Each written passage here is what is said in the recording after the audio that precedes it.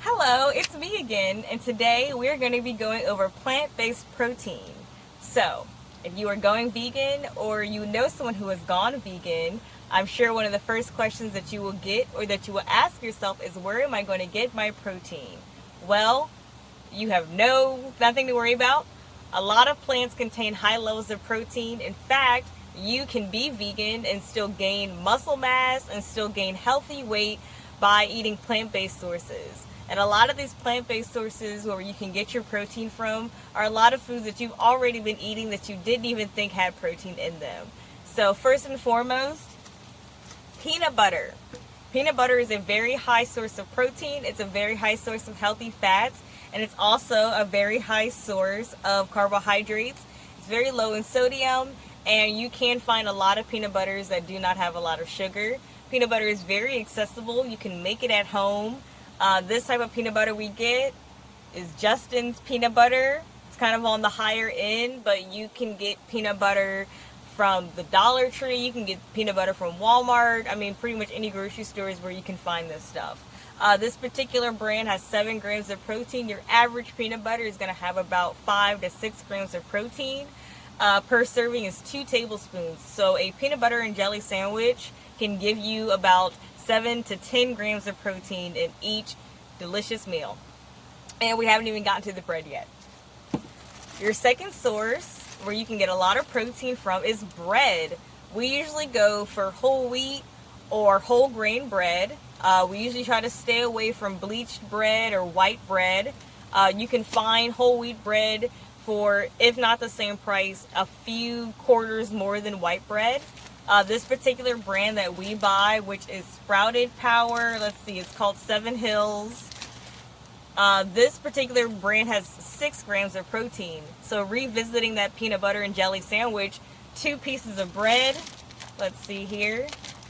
Alright, so the serving size is actually 6 grams of protein in 1 slice of bread. So 2 slices of bread are 12 grams of protein. And again, that peanut butter being 7 grams of protein, you already have 19 grams of protein just for lunch.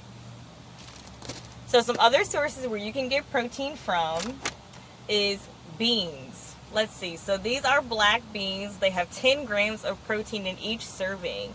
A spoonful of these right on the stovetop or just throwing them in your salad is a great way to get protein throughout the day.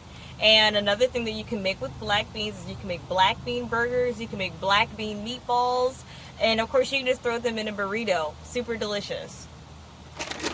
Nuts. All types of nuts have all different types of protein in them. These are almonds. These have 6 grams of protein in them. Some cheap sources of protein can be sunflower seeds, which are seeds, peanuts, cashews, Brazil nuts, macadamia nuts. All types of nuts have really high protein, and they're also really high in healthy fats. So you can throw them on a salad and they taste really delicious. I always go for roasted. From my research, they're just easier to digest, and I think they just taste better. But yeah, if you get roasted or non-roasted, I usually go for unsalted. But if you do get salted, they're even more delicious. So yeah, definitely check them out. Chia seeds. These are just the container I have them in, but trust me, they are chia seeds. Chia seeds are not only high in protein, but they are high in complete protein, which I will revisit a little bit more about complete protein at the end of this video. But they're also really high in B vitamins and omega-3s, which not only help with just the digestion of protein in your body, but are also really healthy in your overall health. So chia seeds, they are known as little powerhouses because they contain a lot of protein and a lot of nutrients in such a tiny seed. Oatmeal is another thing that can give you tons of protein for breakfast. I think I get these in bulk, but this oatmeal I think is about 5 grams in each serving, which is only half a cup. So, and I usually do like a cup of oatmeal when I eat. So I'm already getting 10 grams of protein. I take my almonds, throw some almonds on top of that, throw some chia seeds on top of that, and before you know it, I can get 15 grams of protein just for breakfast. Now, before I visit this last source of protein, everything that I've gone over are plant-based, unprocessed except for the bread, sources of protein that are just easily accessible food sources. So this last example of protein, you usually have to get from specialty stores such as GNC. It's actually just protein powder. You can get it from Whole Foods. You can get it from like health stores. It can be a little pricey. This particular one we managed to find for only like $12. We have this is actually just plant-based protein, so it's a mix of different plants. Let's see here. It's chia seeds, like I said, has cane sugar in it.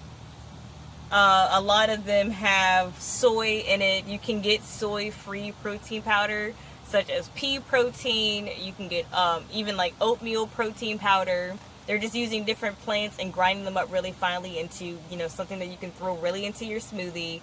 But this is just a quick way that you can get a lot of protein at once. So an example of your day would be for breakfast. Make a smoothie with milk, strawberries, or some of your favorite fruit with the protein powder. You can put some peanut butter in that smoothie, and before you know it, you're already at 27 grams of protein, because this is 20 grams. 27 grams of protein just for breakfast. For lunch, you can make yourself a peanut butter and jelly sandwich. Like we said before, that's 19 grams of protein. Or you can also, with that peanut butter and jelly sandwich, add a side salad, throw some almonds and some chia seeds on there. And for dinner, you can make yourself a black bean burrito, 10 grams of protein. Of course, you can throw your rice on there, which is another really good source of protein. All types of veggies you can throw on there. And before you know it, you're already at 50 plus grams of protein just in a delicious meal, and that's not even counting snacks. So later on in some future videos, I'm going to go over some of the recipes that I just went over, a daily day of protein, to kind of give you more of an example of what I'm talking about. But I definitely want to make it very clear that you can get a lot of your protein from, or all of your protein from plants.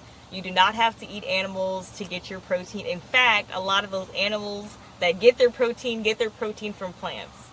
So, if you have any questions, please leave a comment below.